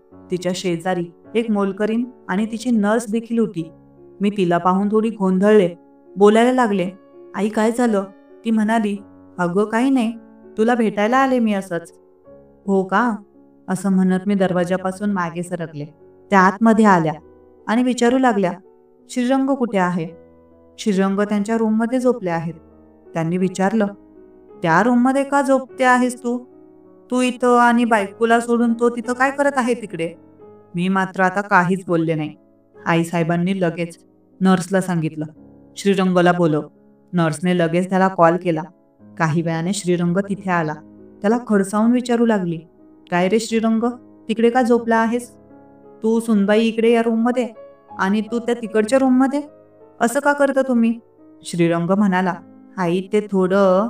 ती म्हणाली, "अरे, बायकोला सोडून कशाला वेगळ्या रूममध्ये झोपतोस? लव्ह मॅरेज आहे ना तुमचं? मग तरी देखील असं का करता तुम्ही?" "अगं आई, तिला पाळी आली होती त्यामुळे." श्रीरंग म्हणाला, "मग काय झालं? बायकोला पाळी येईल म्हणून तिला सोडून द्यायचं असतं का? तिच्यासोबतच झोपायचं. आता काही झालं तरी, कळालं का? मी कधीही बघायला येऊ शकते." श्रीरंग म्हणाला, "आई हो, कळालं. तू काही काळजी करू नकोस. मला थोडं काम होतं म्हणून मी तिकडच्या रूममध्ये गेलो होतो. पण आता तिला नाही सोडणार. हो, आता तिच्यासोबतच राहायचं, म्हणजे तिच्यासोबतच झोपायचं रात्री." ती म्हणाली, "ठीक आहे." एवढं बोलून मग श्रीरंगची आई निघून गेली. श्रीरंग आणि मी आता चिंतेत पडलो. काय करायचं आता? काही कळत नव्हतं. तेव्हा श्रीरंग म्हणाला, "योगिता, एक काम कर. तू पलंगावर झोप, मी खाली झोपतो." मी म्हणाले, "नाही हो, कसं वाटेल मला? तुम्ही खाली झोपाल तर?" "काय करायचं तू सांग. मी खाली झोपते." "अगं नाही योगिता, कशाला उगाच? आई जर आली आणि तिने बघितलं तर मग माझी काही खैर नाही. मग मी म्हणाले, ठीक आहे, काही हरकत नाही. पण पलंग खूप मोठा आहे. आपण पलंगावर झोपू. पण तुम्ही तिकडं कडेला झोपायचं आणि मी इकडे. कळालं का? तो म्हणाला, हो ठीक आहे. मग श्रीरंग पलंगावर भिंतीच्या दिशेला झोपला आणि मी इकडच्या साईडला झोपले. मला तर झोपच येत नव्हती. रोज मला व्यवस्थित झोप लागायची. पण आता श्रीरंग माझ्या शेजारी झोपला होता. तसा तो सभ्य आणि साधारण होता. पण तरी देखील मला थोडी भीतीच वाटली. रात्री बराच वेळ मला झोप आली नाही. रात्री 2 वाजले. श्रीरंग बाथरूमला उठला. बाथरूम करून आला. त्याने माझ्याकडे पाहिलं आणि विचारलं, काय झालं योगिता? तू झोपली नाहीस? हो ना, मला झोप येत नाहीये. अगं योगिता, काही काळजी करू नकोस. मी तुला काही करणार नाही. ठीक आहे, आरामात झोप. तो परत त्याच्या जागेवर जाऊन झोपला आणि आता मीही हळूहळू डोळे बंद केले. त्यामुळे मला झोप लागली. आता रोजच असं रुटीन झालं होतं. श्रीरंग आणि मी एकाच रूममध्ये, एकाच पलंगावर झोपायला लागलो होतो. पुढच्या काही दिवसात हेच चाललं. त्यानंतर श्रीरंग त्याच्या आईला पुन्हा ट्रीटमेंटसाठी, किमोथेरपीसाठी दवाखान्यात घेऊन गेला. तेव्हा 4-5 दिवस ते दवाखान्यातच होते. त्या 4-5 दिवसात मला खूप बरं वाटलं, कारण मी एकटी झोपायची. श्रीरंगसोबत पलंगावर झोपताना मला खूप अवघडल्यासारखं वाटायचं. पण आता करणार तरी काय? काही पर्यायही नव्हता. पण तसं पाहिलं तर या घरामध्ये मला खूप सुख होतं. काहीच काम करायची गरज नव्हती. जे पाहिजे ते हातात मिळायचं. शिवाय आजूबाजूला असणारे लोक देखील खूप आदराने वागत होते. जणू काही मी स्वर्गातच आहे की काय, असं मला भास होऊ लागला. पण त्यासोबतच माझ्या मनात हा विचार देखील होता, योगिता, काही दिवसांनी तुला परत इथून तुझ्या घरी जायचं आहे. पण हा विचार आला की थोडं मन खट्टू व्हायचं. पण तरी देखील स्वतःला समजवायचे, योगिता, हे तुझं जीवन नाही. त्यामुळे मी आता थोडं सांभाळूनच राहू लागले. श्रीरंग आणि त्याच्या आईने ट्रीटमेंट करून परत घरी आले. श्रीरंगची आई आता आधीपेक्षा खूप खुश राहू लागली, असं श्रीरंगने मला सांगितलं. एका रात्री नेहमीप्रमाणे श्रीरंग आणि मी पलंगावर झोपलो होतो. श्रीरंग त्या साईडला झोपला आणि मी इकडच्या साईडला. रोज श्रीरंग आणि मी झोपायचो तेव्हा मी दोघांच्या मध्ये एक मोठी उशी ठेवायचे. पण आज मात्र उशी ठेवायचं मी विसरले. रात्री जेव्हा मला जाग आली तेव्हा पाहिलं की श्रीरंग अगदी माझ्या जवळ सरकला होता. मी देखील न कळतच त्याच्या जवळ गेले होते. तो झोपेत होता, पण मला मात्र जाग आली. त्याच्याकडे एकदा पाहिलं तर तो खूप जोरजोराने श्वास घेत होता. त्या श्वासांच्या गतीने त्याच्या शरीराची हालचाल होत होती. मी त्याच्यापासून थोडंसं बाजूला सरकले आणि झोपी गेले. काही वेळानंतर मला जाग आली, कारण श्रीरंगने त्याचा हात माझ्या अंगावर टाकला होता. मला थोडं अवघडल्यासारखं वाटलं. मी हळूच त्याचा हात हातात घेतला आणि बाजूला ठेवला आणि परत झोपी गेले. सकाळी 6 वाजता नेहमीप्रमाणे मला जाग आली. पण आज तर मी खूपच गोंधळले, कारण श्रीरंग पूर्णपणे माझ्या जवळ आला होता. त्याने एक हात आणि एक पाय माझ्या अंगावर टाकला होता. जणू काही तो मला मिठी मारून झोपला आहे की काय. तो असा पाहून मला त्याचा थोडा राग आला. पण तो गाढ झोपेत होता. मी हळूच त्याचा पाय बाजूला केला, हात बाजूला केला आणि उठून उभी राहिले. बाथरूममध्ये गेले, आंघोळ करू लागले. पण आंघोळ करत असताना मला अचानकच मनामध्ये नको ते विचार येऊ लागले. बाथरूममध्ये खूप मोठा आरसा होता. स्वतःला आरशात पाहिलं. मी फक्त आतले कपडे घातले होते. समोर आरशामध्ये स्वतःला पाहून माझ्या अंगावर शहारे येऊ लागले. मी दिसायला खूप सुंदर होते. माझं शरीर देखील खूप भरदार होतं. त्यामुळेच तर श्रीरंगने मला त्याची खोटी बायको बनवण्याचं ठरवलं. दिसायला सुंदर आणि एवढं भरदार शरीर असलेली मुलगी श्रीरंगची प्रियसी असू शकते. म्हणूनच तर आजपर्यंत माझ्यावर कुणीही संशय घेतला नव्हता. या घरामध्ये नकळतच आंघोळ करत असताना मी माझ्या अंगाला साबण लावत होते. तेव्हा माझे हात माझ्या अंगावर फिरू लागले. स्वतःच्या अंगावर हात फिरवत असताना मला कसं तरी होत होतं. माझे हात नको त्या ठिकाणी जाऊ लागले. पण मी स्वतःला सावरलं आणि भानावर आले. थंडगार पाणी अंगावर ओतलं आणि लगेच साडी नेसून बाहेर आले. श्रीरंग पलंगावर अजून झोपला होता. एकदा त्याच्याकडे पाहिलं. त्याला उठवावं असं वाटलं, पण कशाला उठवू? तो काय माझा खरोखर नवरा थोडी आहे ना. त्याला वाटेल तेव्हा तो उठेल. मी खाली निघून गेले, नाश्ता केला आणि परत वर आले. श्रीरंग आता उठून बसला होता. त्याने माझ्याकडे एकदा पाहिलं आणि म्हणाला, योगिता, आज तर खूप छान साडी नेसली आहेस तू. आज मी खरंच एक छान आणि सुंदर अशी साडी नेसले होते. खरं तर त्याने माझ्या सौंदर्याची स्तुती आज पहिल्यांदा केली होती. परत तो म्हणाला, "योगिता, या साडीमध्ये तू खरंच खूप सुंदर दिसत आहेस." मी खरं तर खूप लाजले, पण त्याला मी तसं कळू दिलं नाही. मी मुद्दामच बोलले, "बरं श्रीरंग, आता मला सांगा, अजून हे नाटक किती दिवस करायचं आहे? मला आता कंटाळा आला आहे." "खरंच योगिता, या एवढ्या मोठ्या आलिशान घरात तुला कंटाळा आला आहे?" तसं तर मला त्या घरात खूप छान वाटत होतं. पण मी मुद्दामच म्हणाले, "हो, मला अशा घरात राहायची सवय नाही. अजून किती दिवस हे नाटक करायचं आहे? मला सांगा तुम्ही." "योगिता, आईची एकच ट्रीटमेंट बाकी राहिली आहे. ती झाली की मग काय करायचं बघू आपण." श्रीरंग अंघोळीला निघून गेला. मी त्या रूममध्ये बसले होते. श्रीरंग अंघोळ करत असताना मी खाली निघून जायचे. पण टीव्ही चालू केला आणि टीव्ही पाहत बसले. काही वेळाने अंघोळ करून आला. त्याने फक्त अंगावर एक छोटा टॉवेल गुंडाळला होता. त्याला मी फक्त टॉवेलमध्ये आज पहिल्यांदा पाहत होते. तो दिसायला अगदी गोरा, पाण्याने न्हालेला होता. त्याच्या सुंदर शरीरयष्टी पाहून मला तर कसं तरी होऊ लागलं. पण मी त्याच्याकडे पाहावं असं मला वाटत होतं. तरीही कसं तरी स्वतःला सावरलं आणि मुद्दामच त्याला म्हणाले, "मला काही काम आहे, मी तिकडे जाते."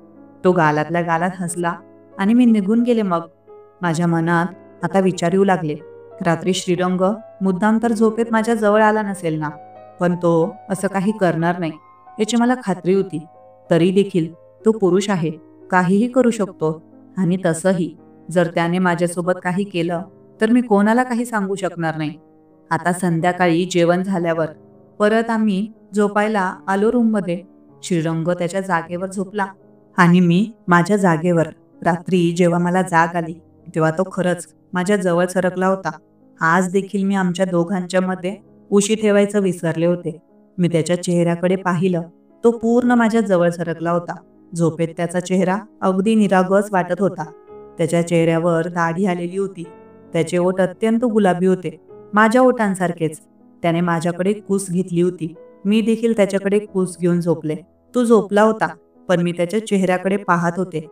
हळूहळू त्याला पाहत असताना कधी झोप लागली कळलंच नाही. सकाळी जेव्हा मला जाग आली तेव्हा श्रीरंग पूर्ण मला बिलगून झोपला होता. आता माझ्या लक्षात आलं, त्याने त्याचा एक पाय माझ्या अंगावर टाकला आहे आणि एक हात देखील माझ्या अंगावर आहे. मला खूप वेगळं वाटलं, पण तरी देखील मला माहित नाही त्या गोष्टीचं वाईट वाटलं नाही. खरं तर त्याने माझ्या अंगावर एक पाय आणि एक हात टाकला होता. मनातल्या मनात गुदगुल्या झाल्या मला, पण स्वतःला सावरलं आणि हळूच त्याच्यापासून बाजूला झाले. उठून अंघोळीला निघून गेले. अंघोळ केली आणि टॉवेल लपेटून बाहेर रूममध्ये आले. पण जशी रूममध्ये आले तर समोर श्रीरंग उठून बसला होता.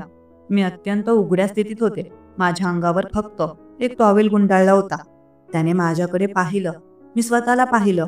माझ्या अंगावर तो टॉवेल होता. तो जेमतेम माझी छाती आणि माझ्या मांड्या झाकू शकत होता. बाकी माझं सगळं अंग उघडं होतं. माझ्या एका हातात कपडे होते. आता काय करू मला कळेना. तेव्हा मी लगेच तिथून पळतच बाथरूममध्ये निघून गेले. बाथरूममध्ये जाऊन कपडे घातले. मग बाहेर आले. श्रीरंग मात्र आता तिथून निघून गेला होता. बरं झालं तो गेला, नाहीतर मी त्याच्याकडे पाहू शकले नसते. मला खूप लाज वाटली असती. श्रीरंग त्याच्या कामाला निघून गेला होता. त्याचा कुठला तरी व्यवसाय होता.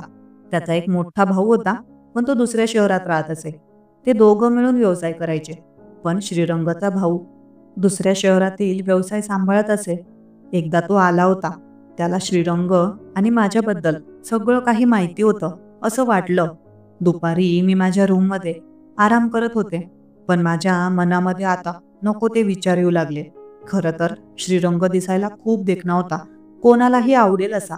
मला देखील आठवत नाही की कधी माझा नवरा माझ्या जवळ आला होता. तसं पाहिलं तर माझं लग्न झालेलं होतं, पण नवऱ्याच्या प्रेमापासून वंचित होते मी. पण एक विवाहित स्त्रीला तर किती मर्यादा पाळाव्या लागतात. ती तिच्या मनासारखं तर कधीच करू शकत नाही. पण पुरुषांना मात्र काही बांधिलकी नसते. ते अगदी मनसोक्त असं वागू शकतात. पुढचे 3 दिवस असेच निघून गेले. रात्री मात्र मला खूप अवघड व्हायचं. श्रीरंग आणि मी एकाच पलंगावर झोपायचो. खरं तर तो कधी कधी रात्री झोपेत माझ्या अगदी जवळ येऊन जायचा. तेव्हा मी कसं तरी स्वतःला सांभाळत असे. तसा तोही थोडा वेगळा वागू लागला होता माझ्यासोबत. त्याचं बोलणं आणि बघणंही बदललं होतं. पण मला त्याच्या बोलण्याचं आणि बघण्याचं कधीच वाईट वाटत नसे. माझ्यासोबत बोलताना तो नेहमी आदराने आणि मान सन्मानाने बोलायचा. त्याने कधीच मला असं समजलं नाही की मी एक गरीब मुलगी आहे. एके दिवशी संध्याकाळी 10 वाजता नेहमीप्रमाणे आम्ही पलंगावर झोपलो. श्रीरंग तिकडच्या बाजूला आणि मी इकडच्या बाजूला. झोपायच्या वेळी तो मला म्हणाला, योगिता, तुला अवघड होत नाही का ग? असं साडी नेसून झोपतेस तू? हो, मला सवयच आहे. पण तुम्ही हे सर्व का विचारत आहात?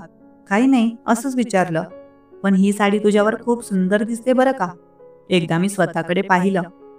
झोपताना मेहंदी रंगाची साडी नेसले होते मी आणि त्यावर मॅचिंग रंगाचं बॅकलेस ब्लाउज. बोलता बोलता आम्ही दोघे झोपून गेलो. पण रात्री जेव्हा मला जाग आली तेव्हा पाहिलं की तो अगदी माझ्या जवळ आला होता. त्याने त्याचा उजवा हात आणि उजवा पाय माझ्या अंगावर टाकलेला होता. अशा पद्धतीने तो मला अगदी बिलगून झोपला होता. मी त्याचा हात उचलून बाजूला ठेवला. आता पाय देखील बाजूला करू लागले. पण माहित नाही का, मला देखील छान वाटत होतं.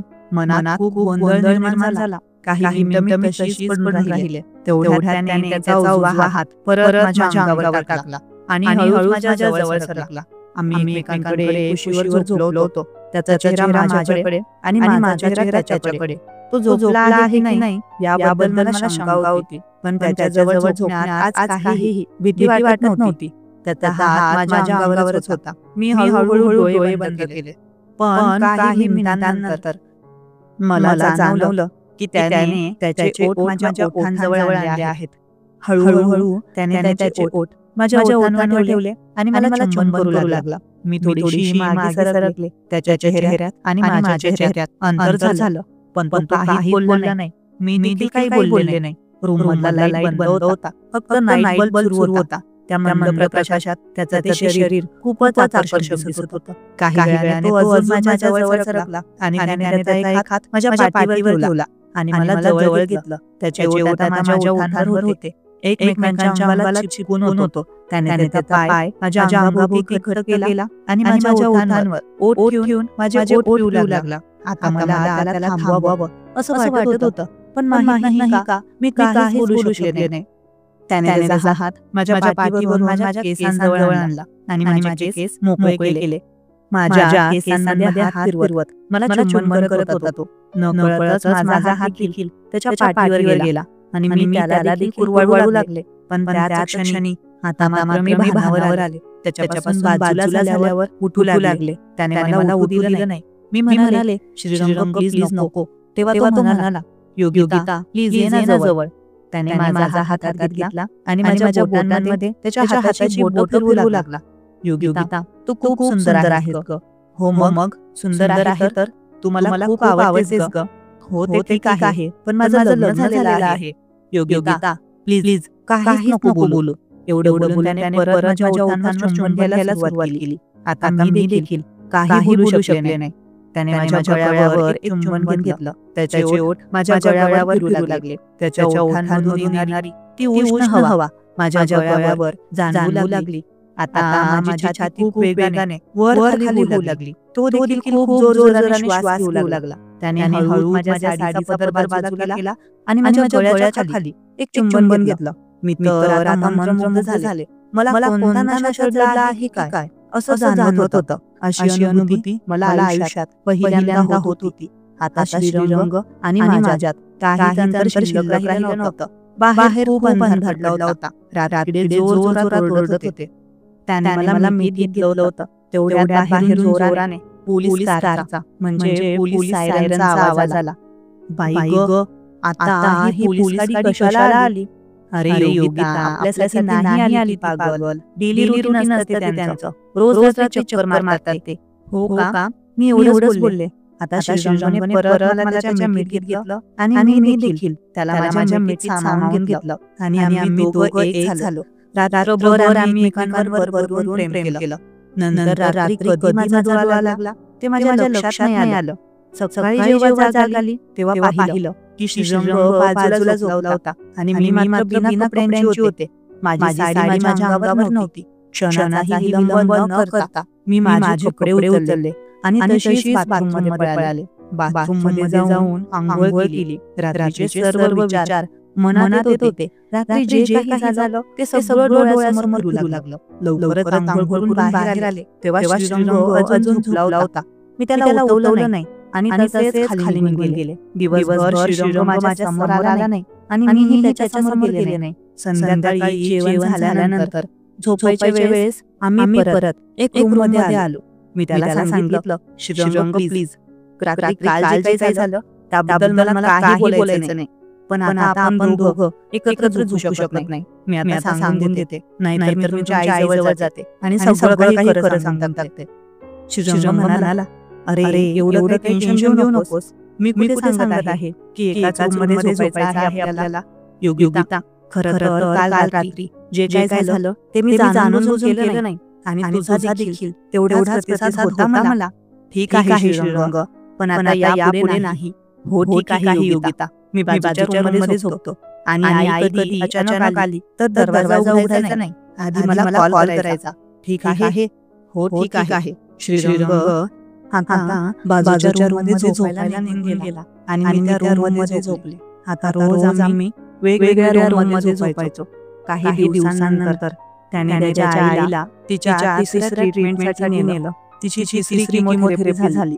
काही दिवसांनी ते घरी आले. श्रीरंगच्या आईच्या तब्येतीत आता खूप फरक पडला होता. त्या माझ्याशी खूप प्रेमाने बोलायच्या. मला तर सुनबाई समजायचे. तेव्हा मला खूप वाईट वाटायचं जेव्हा त्यांना खरं कळेल की हे मी नाटक करत आहे आणि त्यांचा मुलगा श्रीरंग देखील नाटक करत आहे. तेव्हा त्यांच्या मनावर काय बितेल, त्यांना किती वाईट वाटेल. एकदा मी श्रीरंगला विचारलं, अहो श्रीरंग, आता तुम्ही तुमच्या आईला काय सांगणार आहात? आता तर तुमच्या आईची सगळी ट्रीटमेंट झाली आहे, मला माझ्या घरी जाऊ द्या. हो योगिता, ठीक आहे. हे बघ, मी आईला सांगतो की तू माहेरी चालली आहेस आणि त्यानंतर पुढे काय सांगायचं ते मी प्लॅन केला आहे. ठीक आहे? श्रीरंग म्हणाला, एकदा आईला भेटून घे, कारण योगिता आता यानंतर आईला कधीच भेटणार नाही. तो पुढे म्हणाला, काय करायचं मी पुढे ठरवून घेईन. ठीक आहे, मी उत्तर दिलं. आम्ही दोघं श्रीरंगच्या आईकडे गेलो. मी त्याला विचारलं, आईला काय सांगू? तू आईला सांग की तुला माहेरी जायचं आहे. त्याने सुचवलं. मी आईजवळ जाऊन पाया पडले आणि म्हणाले, आई साहेब, मला थोडं माहेरी जायचं आहे, जाऊन येते मी. हो सुनबाई, लवकर ये. तिने मला अगदी मन भरून आशीर्वाद दिला. मी एकदाच डोळे भरून तिला बघितलं.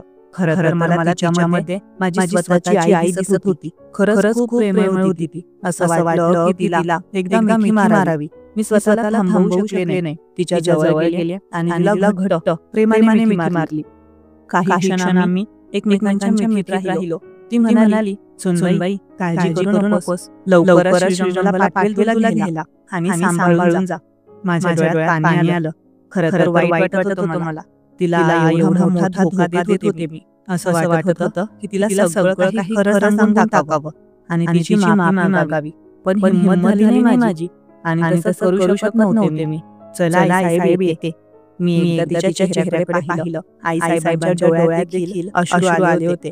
मी त्यांच्या जवळ गेले आणि म्हणाले, आई साहेब, असं नका करू, नाहीतर मग मी जाऊ शकणार नाही. योगिता, खरंच माहित नाही, असं वाटतंय की तुला जाऊच देऊ नये. तिने तिच्या पदराने माझ्या डोळ्यातून ओघळणारे अश्रू पुसले आणि मी देखील माझ्या हाताच्या बोटांनी तिच्या गालावरचे अश्रू पुसले. अगदी जड अंतकरणाने तिच्यापासून निरोप घेऊन श्रीरंग आणि मी बाहेर आलो. बाहेर येऊन आम्ही दोघं कारमध्ये बसलो. श्रीरंग मला घेऊन माझ्या घरापाशी आला. मी कारमधून खाली उतरले. श्रीरंग मला म्हणाला, योगिता, कधीही काही वाटलं तर मला कॉल कर. माझा नंबर आहे ना तुझ्याकडे? आणि हो, थांब एक मिनिट. त्याने एक छोटी लेदरची बॅग माझ्याकडे दिली. अहो, ही कशाला देताय मला? अरे घे, याच्याही पैसे आहेत, कामी येतील तुझ्या. आणि योगिता, थँक्यू माझी एवढी मदत केल्याबद्दल. तो कारमधून उतरून बाहेर आला.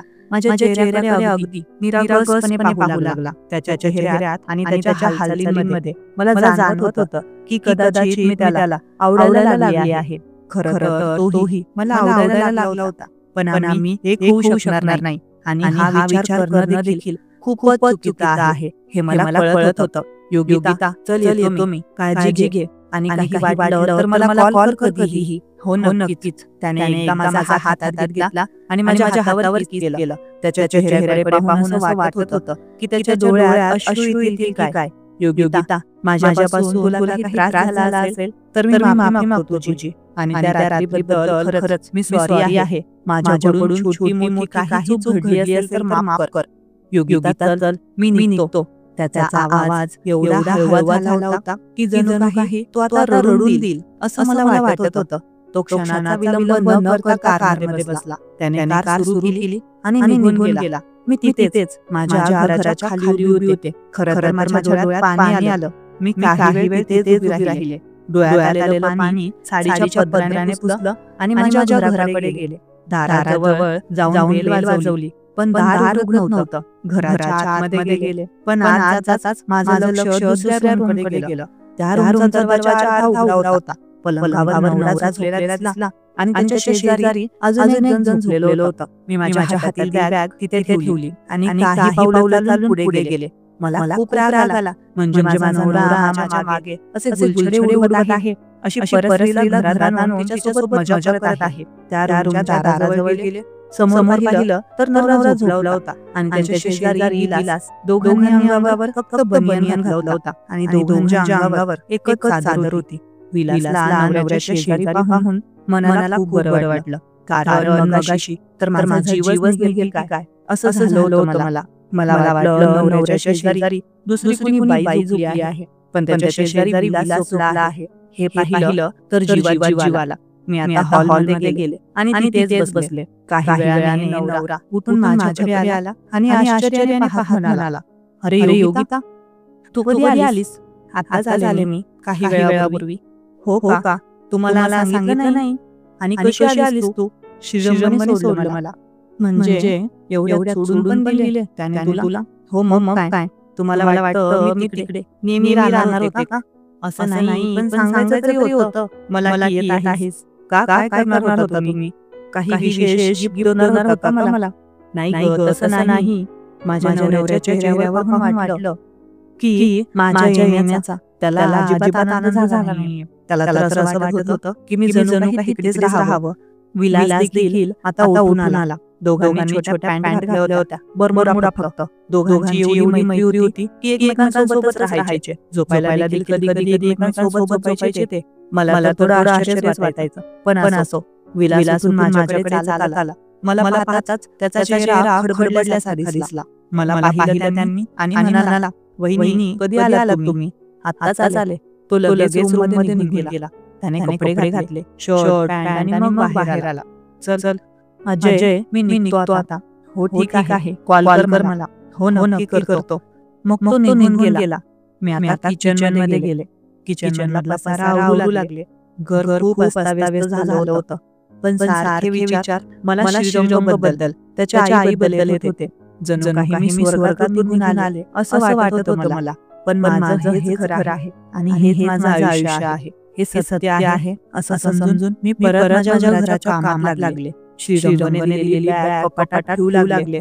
तेव्हा ती बॅग चुकून पाहिली तर अरे बापरे, तिच्यात तर खूप जास्त पैसे होते. नोटांच्या गड्ड्या होत्या. मला तर अजिबात कल्पना नव्हती की मला वाटलं 2-4 हजार रुपये दिले असतील, पण कदाचित लाख रुपये दिले होते त्याने मला.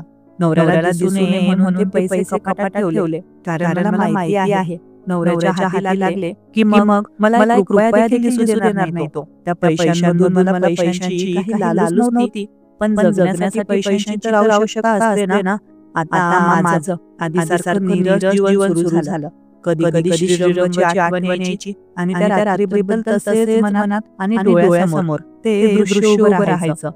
ज्या रात्री श्रीरंग आणि मी एकमेकांच्या जवळ आलो होतो. मी श्रीरंगाच्या घरून परत आले. आता त्या गोष्टीला जवळ 2 महिने होत आले आहेत. पण माझा नवरा माझ्याजवळ एकदा देखील आला नाही. मी तर कितीतरीदा त्याला होऊन जवळ घ्यायचे, त्याला बळजबरीने मिठी मारायचे, पण माहित नाही तो माझ्यापासून लांब पळायचा. बायको म्हणून मला कधीच बायकोचं प्रेम देत नसतो, पण करणार काय? आता माझ्या हातातही काही नव्हतं. एक महिना पुढे जाऊ लागला. श्रीरंगाच्या घरून येऊन 4 महिने झाले होते. माझं पोट वाढू लागलं होतं. सुरुवातीला मला वाटलं की आराम करण्याची सवय लागली आहे आणि श्रीरंगाच्या घरी चांगलं जेवण केल्यामुळे तब्येत वाढली असेल. पण एकदा मला उलटी झाली. आता मात्र मी दवाखान्यात गेले आणि एका चांगल्या डॉक्टरांकडे तपासण्या केल्या. त्यांनी मला सांगितलं की तुम्हाला दिवस राहिले आहेत. आता मात्र माझ्या पायाखालची जमीन सरकली. काय करावं मला काही कळेना. एवढं तर मला कळून चुकलं होतं की हे बाळ माझ्या नवऱ्याचं नाही, हे श्रीरंगाचं आहे. माझ्या अंगाचा थरकाप होऊ लागला. तिथेच मी बेशुद्ध पडले. काही वेळाने मला जाग आली तर मी बेडवर होते. तेव्हा नर्स आली आणि म्हणाली, ताई तुम्ही बेशुद्ध झाल्या होता अचानक. डॉक्टर माझ्या जवळ आले आणि म्हणाले, अहो एवढ्या आनंदाची बातमी आहे. तुम्ही तर खुशीच्या भरात बेशुद्ध झालात. पण माझ्या मनामध्ये आता काय आहे मी डॉक्टरांना काय सांगू. मी लगेच नर्सला विचारलं. माझ्या जवळ माझा मोबाईल होता. कुठे आहे तो. नर्स म्हणाली, हो आम्ही खाली सांभाळून ठेवला आहे. नर्सने लगेच माझा मोबाईल आणून दिला. मी लगेच श्रीरंगाला कॉल केला आणि सर्व काही त्याला सांगितलं. श्रीरंग म्हणाला, ठीक आहे योगिता, काळजी करू नकोस. मला दवाखान्याचा पत्ता दे, मी लगेच येतो. काही वेळाने श्रीरंग दवाखान्यात आला. श्रीरंग तसा आला, माझ्या डोळ्यातून अश्रू आले. खरं तर त्याला पाहून आनंद झाला होता, पण आता भीतीही तेवढीच वाटत होती. त्याला सर्व काही सांगितलं की श्रीरंग हे माझ्या नवऱ्याचं नाही, तुमचंच आहे. तेव्हा श्रीरंग म्हणाला, पण हे कसं काय होऊ शकतं. त्याला मी सर्व काही सांगितलं की माझा नवरा माझ्या जवळ आला नाही तर मला कसं काय दिवस होऊ शकतील. तेव्हा श्रीरंग म्हणाला, आता काय करायचं. मी म्हणाले, हे बाळ आपल्याला पाडावं लागेल. हे बाळ मी पोटात ठेवू शकत नाही. अगं योगिता, तू थोडा विचार कर. तुझ्या नवऱ्याला विचार, तो काय सांगतो आणि त्याला खरं सांगून टाक. मला तिथेच दवाखान्यात ऍडमिट करून टाकलं. मी नवऱ्याला अजून कॉल करून काही सांगितलं नव्हतं. खरं तर माझ्या मनात आता विचार येऊ लागला की पहिल्यांदा लग्नाच्या इतक्या वर्षांनंतर मला दिवस राहिले आहेत आणि हे बाळ पाडून टाकावं ही तर माझी इच्छा नव्हती. पण काय करावं मला कळत नव्हतं. आता मी आई होणार आहे या आनंदाने माझ्या मनात उत्साह आला आणि दुसरीकडे भीतीही. श्रीरंग काही वेळाने माझ्या जवळ आला. मी पलंगावर बसलेली होते. तेव्हा म्हणाला, मी तुझ्या नवऱ्याला सगळं काही खरं सांगून देतो. ठीक आहे, मी सांभाळून घेईल तो. अजिबात काळजी करू नकोस. त्याने माझ्या नवऱ्याला कॉल केला आणि त्याला दवाखान्यात बोलावलं. काही वेळाने माझा नवरा दवाखान्यात आला. श्रीरंगने माझ्या नवऱ्याला सर्व काही सांगितलं की योगिताला दिवस राहिले आहेत. चुकून आम्ही एकमेकांच्या जवळ आलो होतो एकदा. श्रीरंगने माझ्या नवऱ्यासमोर हात जोडले आणि म्हणाला, अजय, जे काही झालं ते सर्व काही अनावधानाने झालं आहे. चुकून घडलं माझ्याकडून. माफ करा. हवं असेल तर मी या गोष्टीचा मोबदला देईल तुम्हाला. तुम्ही सांगाल तेवढे पैसे देईन. पण ही गोष्ट इथेच संपवा. तसं तर हे बाळ आम्ही पाडू शकलो असतो, पण आमची हिंमत झाली नाही. आणि अशी चूक आणि हे पाप मला ते करायचं नव्हतं. मला माहिती आहे अजय, तुम्ही समजून घ्याल सर्व. माझा नवरा माझ्या जवळ पलंगावर येऊन बसला आणि मला म्हणाला, योगिता, तुझी काय इच्छा आहे. तुला हवं आहे का हे बाळ. मला तर भीती वाटत होती. नवरा काय बोलेल आणि काय नाही. योगिता, तू तुझ्या मनातलं सांग. मी तुला रागवत नाही, खरंच विचारतो आहे. हो खरंच आपल्या लग्नाला एवढी वर्ष झाली, पण पहिल्यांदा मला दिवस राहिले आहेत. नवऱ्याकडे हात जोडले मी आणि म्हणाले, हो अजय, हे बाळ मला हवं आहे प्लीज. नवरा खुश म्हणाला, अगं योगिता, मग मी कधी नाही म्हणतो आहे. ठीक आहे, झाली तुमच्याकडून चूक, मी मान्य करतो. आता माझ्या चेहऱ्यावर हसू आलं. मला खरंच खूप आनंद झाला. असं वाटलं की नवऱ्याला तिथेच मी मारावी. ते सर्व ऐकून श्रीरंगाचा चेहरा देखील सामान्य झाला. नाही तर तो आधी थोडा घाबरलेला होता, पण त्याने हिंमत दाखवली होती आणि नवऱ्याला सर्व काही खरं सांगितलं होतं. श्रीरंगाने माझ्याकडे पाहिलं आणि म्हणाला, योगिता, या बाळाचा खर्च सर्व माझ्याकडून घ्या. वाटल्यास आणि कधीही काही वाटलं तर मला फोन करा. काही पैसे मी तुमच्या अकाउंटवर ट्रान्सफर करतो. ठीक आहे, मी उद्या येतो आता. त्याने आमचा निरोप घेतला आणि तो निघून गेला. काही वेळ मी दवाखान्यात राहिले. नंतर नवरा व मी सोबत घरी आलो. तो आता थोडा खुश वाटत होता, पण हे त्याचं बाळ नाही. ही गोष्ट त्याला खात असेल हे मला नेहमी वाटायचं. मी आता आनंदी राहू लागले होते, कारण मला दिवस गेले होते. आईला कॉल करून सांगितलं की मला दिवस गेले आहेत, पण हे जे नाटक मी केलं होतं आणि हे बाळ माझ्या नवऱ्याचं नाही याबद्दल मी कोणालाही सांगितलं नाही. अजयने देखील मला सांगितलं की योगिता याबद्दल बाहेर कोणालाच काही सांगायचं नाही की हे बाळ माझं नाही. खरं तर माझा नवरा माझ्यासोबत उभा राहिला होता आणि तो मला एवढा सहारा देत होता याबद्दल मला थोडं आश्चर्य वाटत होतं. एकदा दुपारच्या वेळी मी घरात बसले होते टीव्ही बघत, तेव्हा श्रीरंगचा कॉल आला. त्याने विचारलं कशी आहेस, तब्येत कशी आहे. मी सांगितलं ठीक आहे तब्येत. माझा नवरा देखील तेव्हा घरीच होता. तेव्हा तो माझ्या जवळ आला आणि म्हणाला काय ग, कोणाचा कॉल होता. मला भीती वाटली की नवरा काही बोलतो की काय. मी सांगितलं श्रीरंगचा कॉल होता. तो म्हणाला हो का, काय विचारत होता. काही नाही, असंच तब्येतीबद्दल विचारत होता. तो म्हणाला हो का, योगिता तुला एक गोष्ट सांगायची आहे, सांगू का. मी म्हणाले हो सांगा ना. तो म्हणाला आधी मला विचारायचं आहे तुला काहीतरी. मी म्हणाले हो विचारा की. तो म्हणाला योगिता तुला श्रीरंग आवडतो का ग. हे काय विचारत आहात तुम्ही. त्यावर तो म्हणाला हो खरं विचारत आहे, जे सत्य असेल ते सांग. हो माझं लग्न झालेलं आहे, तुम्ही माझे पती आहात, असं काय विचारत आहात.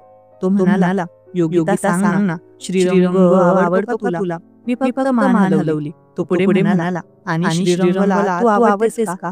मी म्हणाले हे मला कसं माहित असणार. तो म्हणाला बरं मी विचारतो श्रीरंगला कॉल करून. त्याने मोबाईल काढला आणि श्रीरंगला कॉल केला. तो म्हणाला श्रीरंग तुला विचारायचं आहे. श्रीरंग म्हणाला हो सांगा ना. तो म्हणाला श्रीरंग तुला योगिता आवडते का. म्हणजे मला कळलं नाही तुम्हाला काय म्हणायचं आहे. त्यावर माझा नवरा म्हणाला बरं श्रीरंग तू आमच्या घरी ये, जर तुला वेळ असेल तर.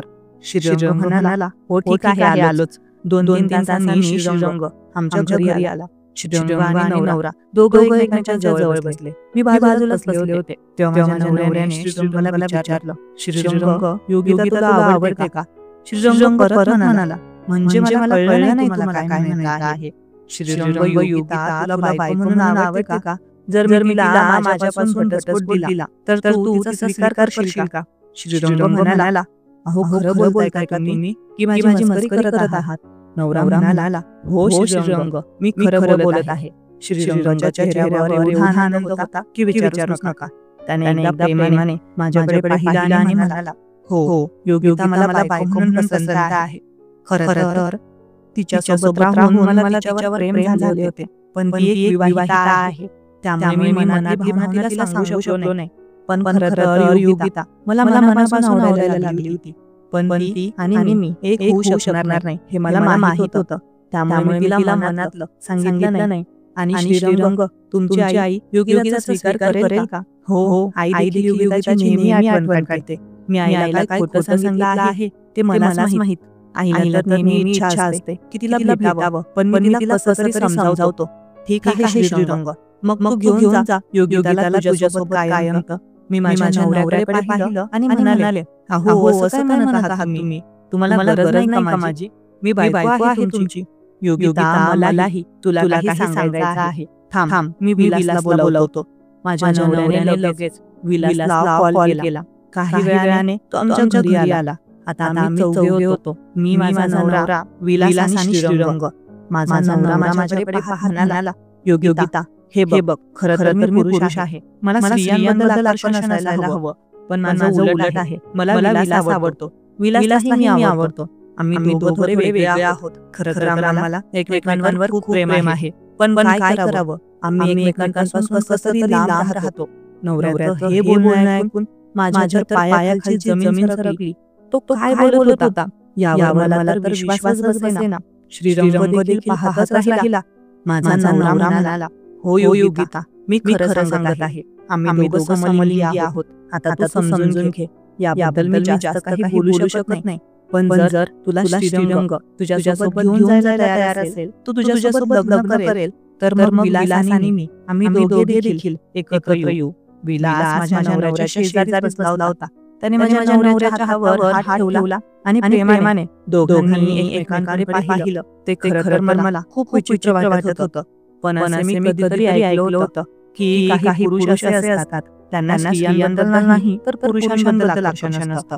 माझा नवरा आणि विलास ते देखील त्यातलेच आहेत. आता मला भूतकाळात जे काही घडलं होतं ते आठवू लागलं. म्हणजे माझा नवरा आणि विलास एकमेकांसोबत का राहतात याबद्दलचं मागचं कारण आता मला उमगलं. आणि ते कधी कधी एकमेकांसोबत झोपलेले असायचे ते कशासाठी तेही मला आता स्पष्ट झालं. श्रीरंग म्हणाला, अजय, तू खरं सांगत आहेस ना? योगिताला घेऊन जाऊ शकतो ना मी माझ्यासोबत? अरे हो, माझा नवरा अगदी आनंदी होता. आज पहिल्यांदा एवढा आनंद मी त्याच्या चेहऱ्यावर पाहू शकत होते. विलास देखील तेवढाच खुश दिसत होता. काही वेळाने श्रीरंग आणि मी माझ्या घरून निघून आलो. माझा नवरा माझ्या जवळ आला आणि म्हणाला, योगिता, माझ्यापासून तुझा जो काही त्रास झाला असेल मी तुझी माफी मागतो. हे दार तुझ्यासाठी नेहमी उघडं आहे. माझ्या घरी कधीही येऊ शकतेस. तू हे तुझं घर आहे असं समज. श्रीरंग आणि मी दोघे माझ्या घरातून बाहेर पडलो आणि त्याच्या कारमध्ये बसलो. श्रीरंगाने मला सांभाळून बसवले कारण माझ्या पोटात त्याचं मूल होतं. कारमध्ये बसल्यावर मी श्रीरंगाला विचारलं, तुमच्या आई काय म्हणेल? श्रीरंग म्हणाला, योगिता, तू काळजी करू नकोस. आई तुला पाहून खूप आनंदित होईल. चल तू एकदा घरी ये, मग बघू पुढे काय होतं. आम्ही दोघे श्रीरंगाच्या घरी म्हणजे त्याच्या बंगल्यात पोहोचलो. त्याने माझा हात धरला आणि आम्ही दोघे सरळ आईसाहेबांकडे गेलो. त्यांच्या जवळ गेल्यावर आईसाहेब मला पाहत राहिल्या. त्यांच्या जवळ जाऊन मी त्यांच्या पाया पडले आणि नमस्कार केला. त्यांनी माझ्याकडे पाहत विचारले, काय ग योगिता, एवढे महिने कुठे होतीस? माहेरी एवढे महिने राहिलीस? माझी आठवण नाही आली का बेटा? त्या खुर्चीवर उभ्या राहिल्या. एक पाऊल माझ्या जवळ आल्या आणि माझ्या खांद्यावर दोन्ही हात घेऊन म्हणाल्या, सुनबाई, आता एवढे दिवस एवढे महिने माहिती नाही दिली, कळलं का? आईसाहेबांचे हे बोलणे ऐकून मला कळले की श्रीरंगाने अजून सत्य त्यांना सांगितले नाही. आईसाहेब माझ्या खांद्यावर हात ठेवून मला त्यांच्या छातीशी लावले आणि घट्ट मिठी मारली. म्हणाल्या, सुनबाई, आता माहेरी जाशील तर मी देखील तुझ्यासोबत येईन, कळाले का? एकटी पळून गेलीस, आईला सोडून गेला. खरं तर मला तुझ्यावर खूप राग आला आहे, पण जाऊ दे, मी तुला माफ करते एवढ्या वेळेस. ठीक आहे आईसाहेब, माफ करा, चूक झाली. आता नाही जाणार जास्त दिवस. तुमची तब्येत कशी आहे? मी अगदी ठणठणीत आहे. बघ, वजन वाढले माझे आता. आईसाहेबांना किमोथेरपी केली होती, त्यामुळे त्यांच्या डोक्यावरचे केस गळाले होते. नकली केसांचा जुडा त्यांच्या डोक्यावर लावलेला होता. हे मी पाहिलं. श्रीरंग देखील शेजारीच उभा होता. तेव्हा श्रीरंगाने सांगितलं, आई, तुझ्यासाठी एक आनंदाची बातमी आहे. काय रे श्री, तू आजी होणार आहेस? काय खरं सांगतोस तू? होय, योगिताला दिवस राहिले आहेत. तू आता आजी होणार. श्रीरंगाच्या आईच्या चेहऱ्यावर एवढा आनंद पसरला की तिचा आनंद गगनात मावेना. तिच्या डोळ्यात आनंदाचे अश्रू आले. खरं तर त्याच्या आईचं निस्वार्थ प्रेम पाहून मलाही थोडं वाईट वाटलं. नकळत माझ्या डोळ्यातही अश्रू आले. आता मी स्वइच्छेने त्यांच्या जवळ गेले आणि त्यांना आनंदाने मिठी मारली. श्रीरंगाची आई मला म्हणाली, सुनबाई, मला लवकर तुझं बाळ बघायचं आहे. मला तर असं वाटतंय कधी तुझे दिवस भरतील आणि कधी मला नातवाचं तोंड बघायला मिळेल. पोरी, तू एवढी आनंदाची बातमी दिलीस. आता आपण खूप मोठा कार्यक्रम करू. आपल्या घरात एक नवीन सदस्य येणार आहे. मी आजी होणार आहे. हो, मी आजी होणार आहे. आईसाहेब श्रीरंगाकडे आनंदाने पाहत म्हणाल्या. मित्रांनो, जर तुम्हाला आमची ही कहाणी आवडली असेल तर लाईक जरूर करा. या कथेबद्दल मला तुमच्या प्रतिक्रिया कमेंट बॉक्समध्ये नक्की कळवा. नेहमी आनंदी आणि हसत राहा. धन्यवाद.